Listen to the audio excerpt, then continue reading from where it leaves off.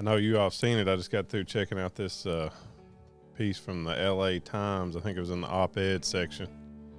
A guy named Phil Zuckerman a few weeks ago, I guess right before Easter. Yeah, it was a pre-Easter op-ed. Pretty timely. He was talking about religious faith, but I agreed with a few things he said, but his conclusions were way far apart on. You think? When I read it, I had to search for something I agreed with. Yeah. but there was some truth in it. You know, it's kind of like when the devil tempted Adam and Eve in the garden. That's right. Had a little bit of truth in it, but just twisted it. Well, he pointed out the decline in our religious beliefs. We see it. We've seen it. Yeah, I mean, I think it's pretty obvious that's happening. But he said, hey, this is a good thing. Mm-hmm. That's where we disagree big time. He liked that word secular, didn't he? Yeah. Quite a bit throughout that article. He said it was a good thing that we become more secular and we're not paying attention to God anymore. Well, this secular versus religious. Yeah. I mean, that's always been a place in this society where, we've tried to balance, and we've said that, look, we don't want to promote any religion. That's right. But we do have a religious background and mooring. Right. And as a matter of fact, I think it wasn't it George Washington or one of the early founding fathers says that if we don't have God in the picture, it's going to be hard to survive. Right. Well, it was Thomas Jefferson. Thomas Jefferson, okay. Yeah, he said the Constitution, the law, none of it would work if we didn't have a belief in God. I don't know I guess I see how some people think, well, you guys are crazy for believing in the Bible and God and all that.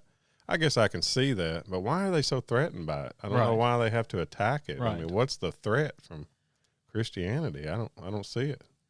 Basically, Jesus says, love your neighbor, love God. All the things that what people deal? really want. Right. I don't see why they seem so threatened and seem like they have to attack it. Right. I don't know. Well, why did Adam and Eve give in to the original sin? Is because they wanted to be like God. Mm-hmm. I guess that's and true. I think maybe this is the basis of sometimes people want to be their own God. Yeah, that might be right. Mm-hmm. And, so one way to do that is say, humans are... We are gods. We are God. There was a movie several years back that a guy had a chance to play God. I don't think he really liked getting to do that. So I don't know if I would really want that control. A little more than I'd rather have someone give me one truth, and that truth just always stays constant. Well, funny thing, I was reading this piece, and we'll talk about it a little more when we get into the show, analyze it a little bit. But it tied in with what we were planning to talk about. Mm-hmm. Funny enough, a couple weeks ago we had the podcast. We talked about ships in the Bible. Mm-hmm. Of course, we were playing on that word there. We weren't talking about Noah's Ark or any of the other ones. We were talking about things like worship and leadership, some of the other ones we were talking about. And we were going to talk about fellowship, which is probably not maybe a word we use a lot, but I think we kind of know the meaning of it. We'll look at that too and kind of define it and everything. Sure. But this piece, this LA Times op-ed piece, tied in with that, I think. And I think that'll be interesting. We'll take a closer look at that and a closer look at fellowship and, see what the Bible has to say about it. We'll get some of that biblical truth that we always find and try to make sense of what's going on. We definitely need some of that. Sounds good. Yeah, but we'll get to that real quick. But we hope everybody is enjoying the podcast, The Essential Truth. We had a couple of big weeks with the numbers, a lot of new viewers, I'm sure. So we appreciate you and glad you joined us listening to the podcast. If you like the show and you want to help us out, share it. Yeah, with that's your friends. the main thing, right? Find a get couple, it shared. Get it out there. Find and a share couple it. of family members or friends that might want to hear this kind of content and share it with them. You can give us that 5-star rating on Apple Podcasts. I think that really helps. I think that might account for the bump that we've had lately. But we've got people listening from all over the world now. We saw France. We got some people from France listening, Russia, all over. So we appreciate that. You can get the podcast pretty much anywhere you get podcasts. They're on all the directories, Spotify, Google, Apple, of course, all of them. I don't even know the names, but I usually listen to Apple Podcasts. But you can also watch the show if you want to on YouTube. We got a YouTube channel. I'm trying to figure out how to get that thing going. I'm not a YouTuber. I have to work on that a little bit. I got to get the right search words and things in there. But if you want to watch, help us out, go to the YouTube channel, subscribe to our channel and click that little bell right beside the subscribe button, because that'll notify you every time we put out a new show. All right, let's analyze this article a little bit and then talk about fellowship. We'll be right back. All right, yeah, I mentioned that article, the LA Times op-ed piece. Phil Zuckerman wrote that. And I'll just read a little piece of it here and get to the point of what he was saying. He says the secularization of U.S. society, which is the waning of religious faith, practice, affiliation, is continuing at a dramatic and historically unprecedented pace.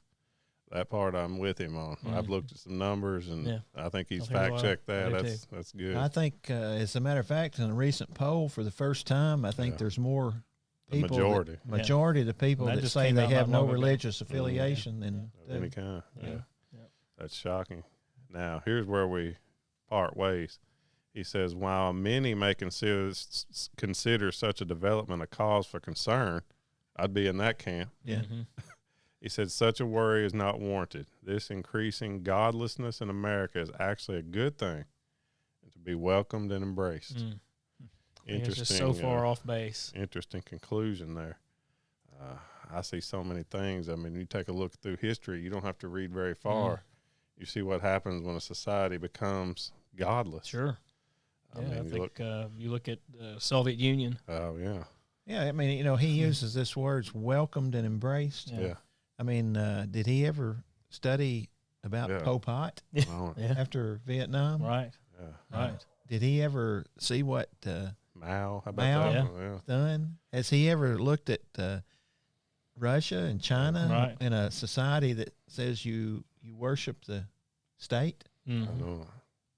I mean, I've looked at some of those numbers. It's beyond understanding. It's like we're talking millions of people that been starved or executed or whatever. Yeah. I mean, and I guess until they rewrite history, I mean, one of the most secular people that you can think of was Adolf Hitler. Right. Oh yeah, he didn't like religion. No. And, see what happened there. I mean, would you say it was welcomed and embraced? He picked one particular religious group and just tried to annihilate them. Exterminate. Based on that. Millions. 60 million Jews. Yeah, unbelievable. Here he goes on, Phil Zuckerman. He tries to, I guess, put some meat on the bones here of his argument. But he said it happens when members of a society become better educated, more prosperous, live safer, more secure, more peaceful lives. When people have better health care, when women get paid higher in jobs, when people wait longer to get married, have kids. He's saying these are all things that lead to the decline of religious belief. He's probably right on that. Again, I think he's probably fact-checked a lot of that stuff. When I looked at that and read it, I thought, why would he say that? But probably true, isn't it? When people become more prosperous, they tend to say, well, look what I've done. That's right. As a matter of fact, I think it was in Proverbs, the writer at one time had a prayer in there, and he said, I pray that I never become so poor that I'm tempted to steal or so rich that I forget God. Yeah, that's good, isn't it? And I think that's probably true. And that rich could be not other than just money rich. It could be any of those things he talked about there. Education. I mean, if you're rich in education, I mean, just think about some of the people that are out there right now today advocating some of the nonsense that's going on. I'd say they would consider themselves well educated. Oh, for sure. Yeah, I think that the whole thing you're saying there was you feel like, hey, I've got this myself. It's humanism.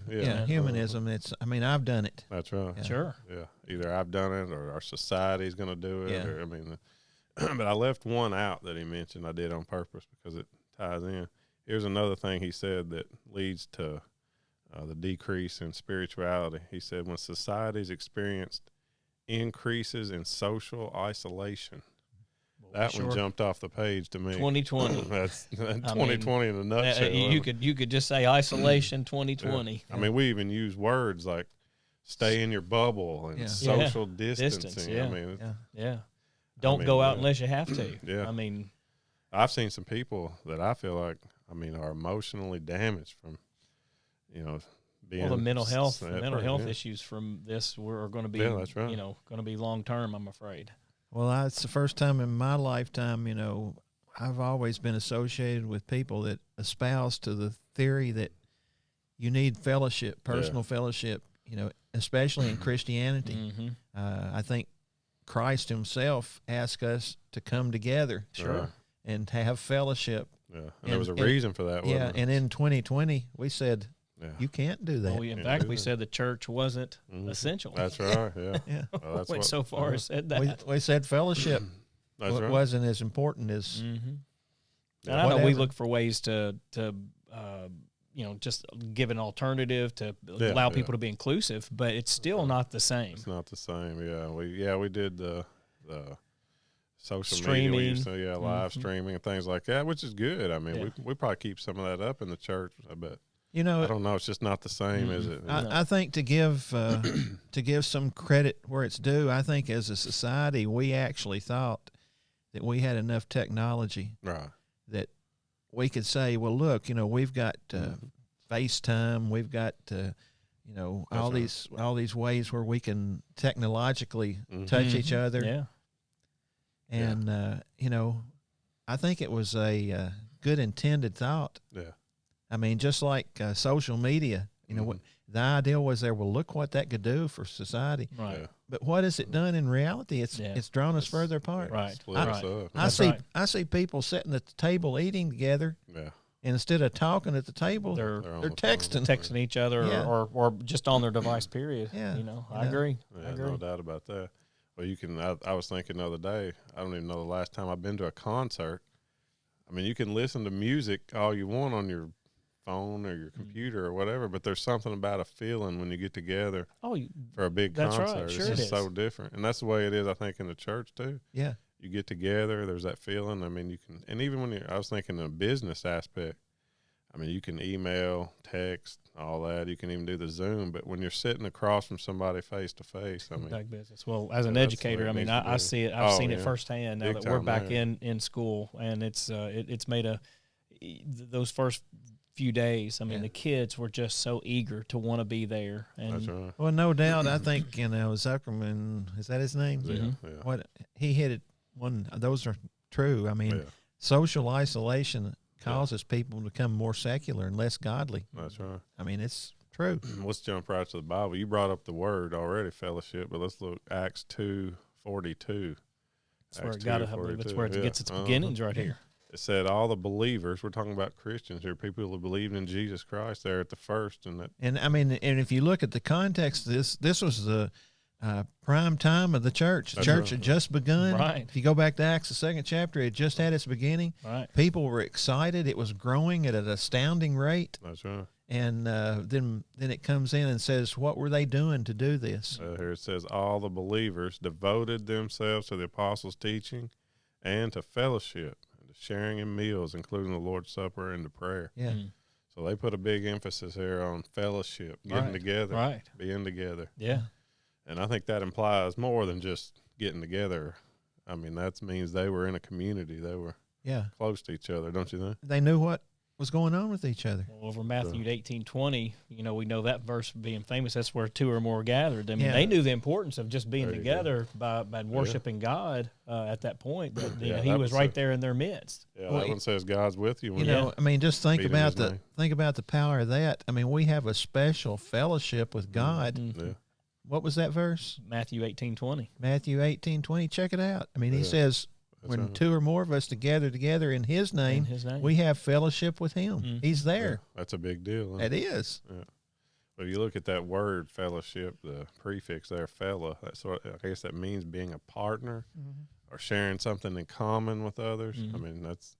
And I think people understand that today. I mean, we have, fellowship programs where people, they get together and they say, well, we have a common bond. Right. Yeah. Enter a common enter a common enterprise together. And so, this is a fellowship we have together. They understand what that means. Yeah. For the Christian, we jotted down some points. For the Christians, what they have in common is their common faith, their common belief. Sure. And of course they have their common hope in their salvation. Right. I mean, Jesus has delivered us from sin. Hey, we're bound together in that. We have a calling. We have a purpose. We have something we're doing as Christians. We're about getting that message out. That's right. Then we had one we looked at before we came on, 2 Peter 1:4. I thought that one was kind of interesting. We share a common nature. What did you mean by that when you put that down? Well, I think I've got the verse right ahead. here. Yeah, and this is from the New Living. It says, "And because of His glory and excellence, He has given us great and precious promises. That these are the promises that enable you to share His divine nature and escape the world's corruption caused by human desires." Yeah. So in Christ, in this fellowship community, Yeah, we take on the nature of God that's Himself. Right. That's right. You know? So we put away our worldly ways and start to take on the more divine ways. That's right. Yeah. That's a big deal, and we're together in this relationship together with each other and with God and Christ. Yeah, and it's an important thing. You know, I'm a little bit of a trivia buff sometimes when we get into some of our discussion and ironic. Well, not no ironic irony to it, but it's fellowship is really a term that you find mostly in the New Testament. There are some maybe some loose connotations into the Old Testament, maybe pointing towards the coming of the fellowship. But you know, it is something that you do find in the New Testament more so. Yeah, well, I mean, I think that was the purpose of Christ. He said He had come to the world to bring everybody together.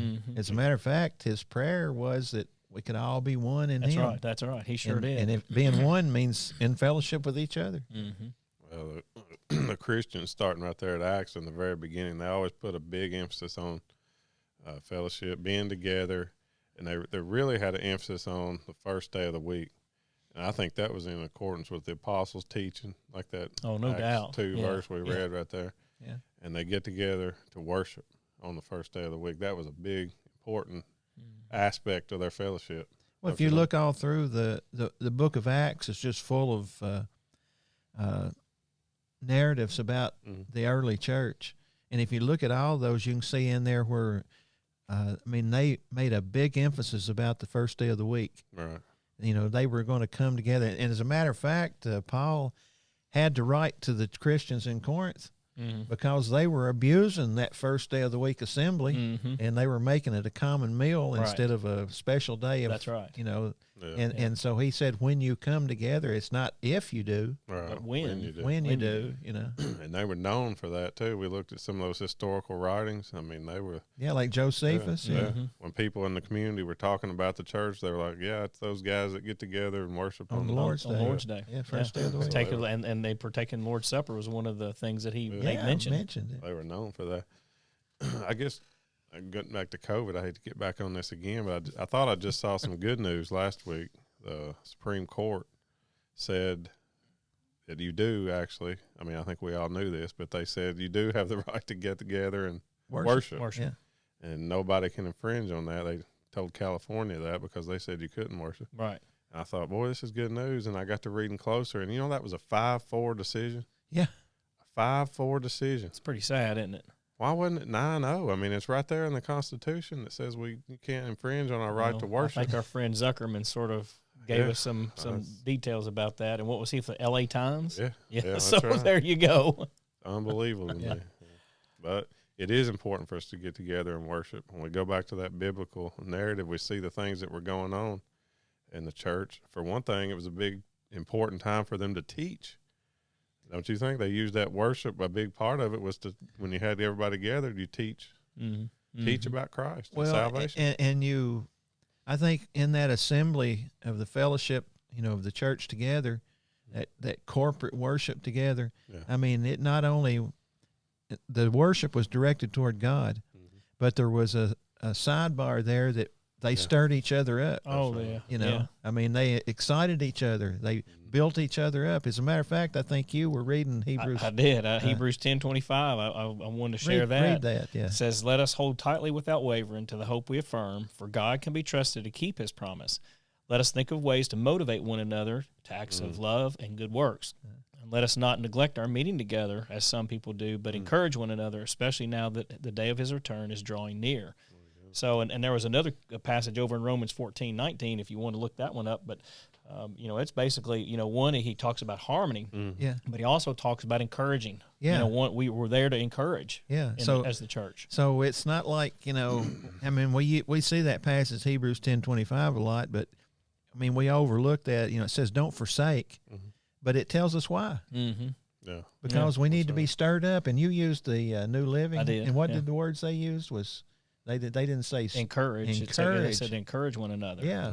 And well, for years and years, when you think of a traditional church building, sort of the central element of it was a pulpit, a place for someone to get up and to teach from God's word. That's right. Encouragement. Yeah. It's sad to me to see a lot of church buildings today. I mean, it's a stage and a production, and that pulpit's gone. It's entertainment. Yeah, and I think that's a problem. That's a big problem. Also, you saw a lot of prayers. Prayer was a part of their worship, big part of it. Singing, that was a big part of their worship. Actually, if you Google worship right now, this is sort of one of those words that's taken on a new meaning. I mean, most people think worship is singing. They don't even think about prayer or preaching or.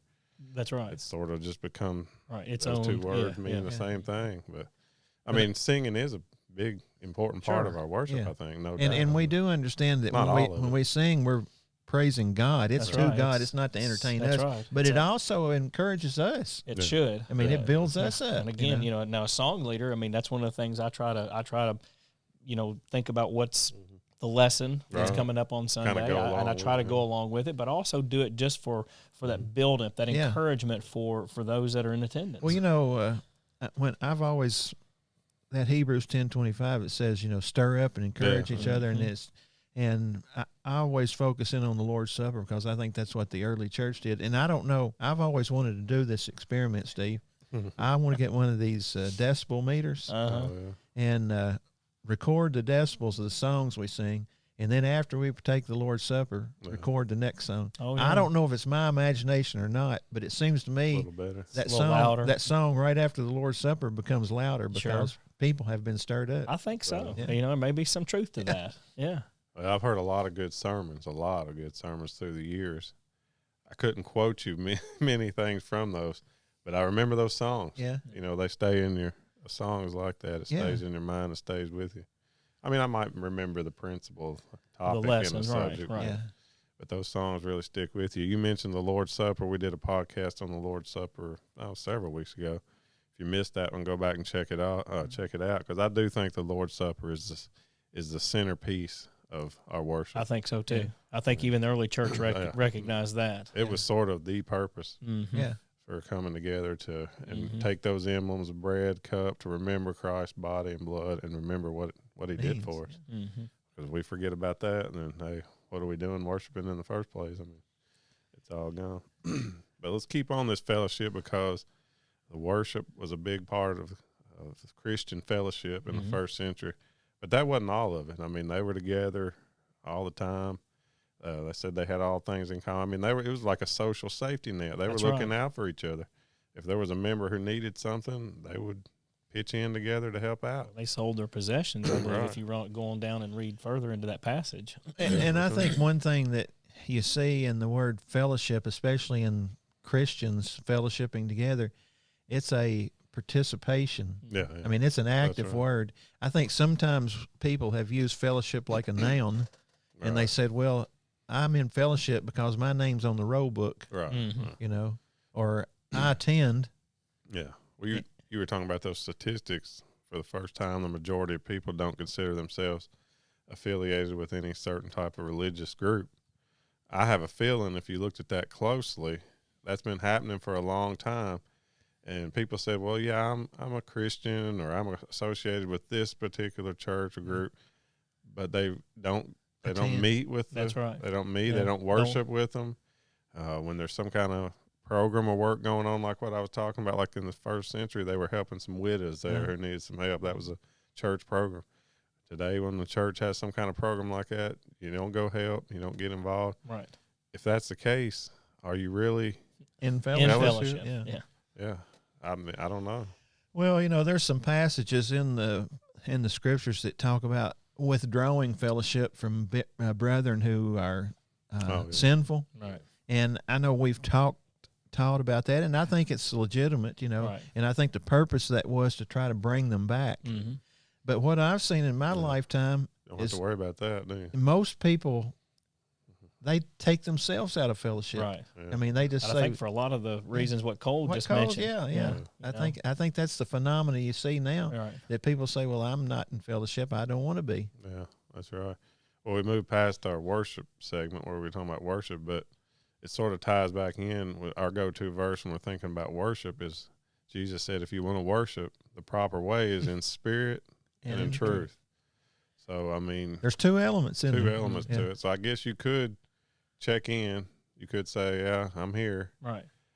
So you satisfy truth. I mean, you've technically been to worship, but if you don't have a spirit for it, if you're not there mentally, if you're just checked out, or if you're not even concerned, that's not good either. The Apostle Paul wrote about partaking of the Lord's Supper, and he mentioned the fact that you can partake of it in an unworthy manner. And I think that's the same thing you're talking about.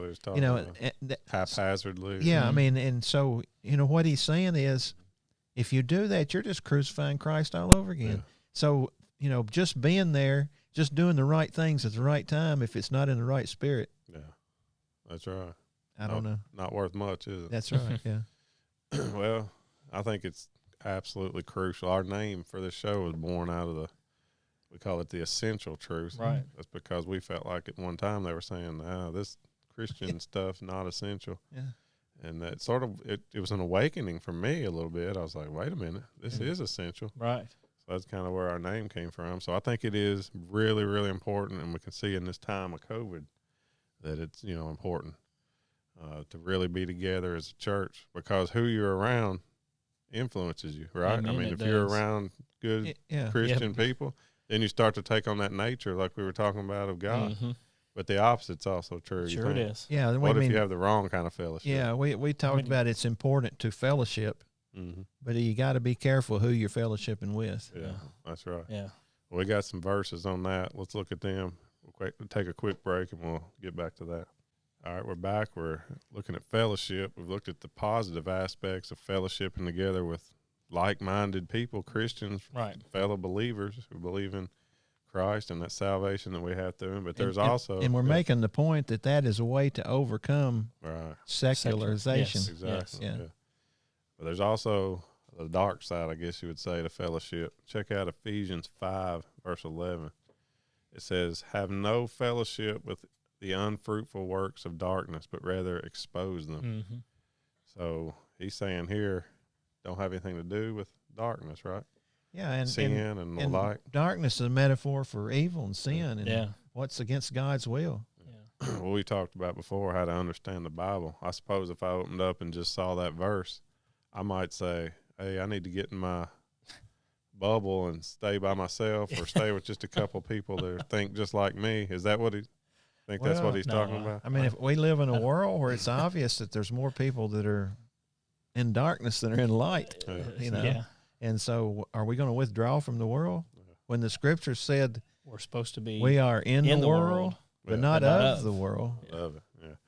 So I think there is. I don't think he did mean you can't have anything to do with anybody, and you just got to stay at home. You think? No, and I think there's a good passage in 1 Corinthians, the 5th chapter, where the Apostle Paul is writing to the church at Corinth, and he makes a point of telling them, look, when I say, and people have used this of disfellowship, and where it says don't even eat with them, don't have anything to do with them, right? And they kind of use this on Jesus, because when Jesus came to this earth, he sat down and ate a meal with some sinful people, and they said, "Why are you eating with sinners?" Right. And he wasn't fellowshipping with sin, but he was trying to say, and Paul made it plain in 1 Corinthians 9, he said, look, I'm not talking about the people of the world. Yeah. He said, you can't take yourself out of the world. Yeah. But he was specifically talking about the disfellowshipping of Christian brothers and sisters in Christ as a way to help them to get back. So, we want to help the people of the world. Yeah. But we got to be careful, and you don't condone it. Right. I mean, it's not a go along with, it's not agreeing with, it's not a living with, the way the people love. It's not self. Well, the verse said expose it. Right. Yeah. I've got a passage here from, this is from 1 John 1, starting with verse 5, and it goes back to sort of that light and darkness, more of that darkness that you're talking about. But this message we heard from Jesus, and I now declare to you, God is light. There's no darkness in him at all. So if we are lying, if we say we have fellowship with God, but go on living in spiritual darkness, we are not practicing the truth. But if we're living in God and living in the light as God is in the light, then we have fellowship with each other, and the blood of Jesus, his son, cleanses us from all sin. Yeah. So we got to be careful. I think I've always thought of it as, I've seen some who've got 1 foot in and 1 foot out. And I mean, they're dabbling in the ways of the world, and then they get caught up, and next thing you know. Check out 2 Corinthians 6:14. This is sort of goes along with it. It says, "Be not unequally yoked together with unbelievers, for what fellowship hath righteousness with unrighteousness, and what communion hath light with darkness." There's your Yeah, light and that's darkness. right. Light and Steve. darkness again. So that kind of goes along with it. Yeah. We got to be careful. Yeah.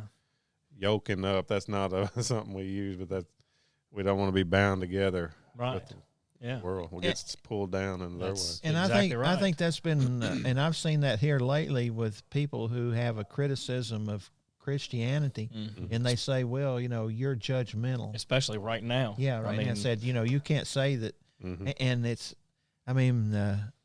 being following what God says is not being judgmental. well, I think we've already shared that, our standard is what's in here. This is the truth that we go by.